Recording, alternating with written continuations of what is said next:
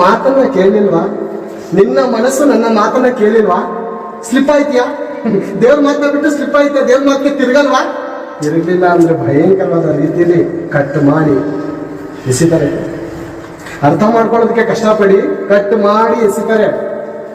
ಅರ್ಥ ಮಾಡ್ಕೊಳ್ಳೋದಕ್ಕೆ ಕಷ್ಟಪಡಿ, ಮಾತುಗಳನ್ನ ಇಷ್ಟಪಡಿ, ನಮ್ಮ ಆತ್ಮವನ್ನು ರಕ್ಷಿಸ್ಕೊಂಡು ಆ ಪರಮಾತ್ಮನ ಬಳಿಗೆ ಹೋಗ್ಬೇಕಾದ್ರೆ ಏನ್ ಮಾಡ್ಬೇಕು? ದೇವರ ಮಾತು ನಮ್ಮ ಮನಸ್ಸಲ್ಲಿ ಹಿಡಿದುಕೋಬೇಕಂತೆ.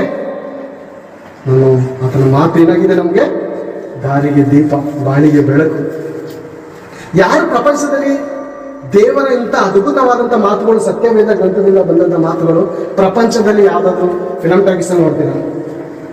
ಸ್ಕೂಲ್ಗಳಲ್ಲಿ, ಪಾಠಗಳಲ್ಲಿ, ಯೂನಿವರ್ಸಿಟಿಯಲ್ಲಿ ಎಲ್ಲಾದ್ರೂ ಕೇಳಕ್ಕಾಗುತ್ತೆ? ಈ ಮಾತುಗಳನ್ನ ಕೇಳಕ್ಕಾಗತ್ತಾ? ದೇವರ ಮಾತುಗಳನ್ನು ಕೇಳೋದಕ್ಕೆ ಸಾಧ್ಯನಾ?